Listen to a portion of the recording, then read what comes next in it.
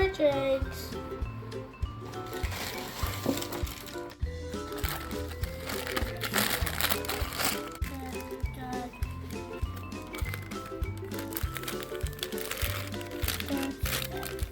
Now.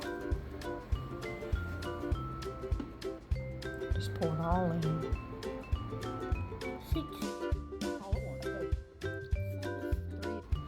This is the 8th step. We got it all agitated. We reverse it in.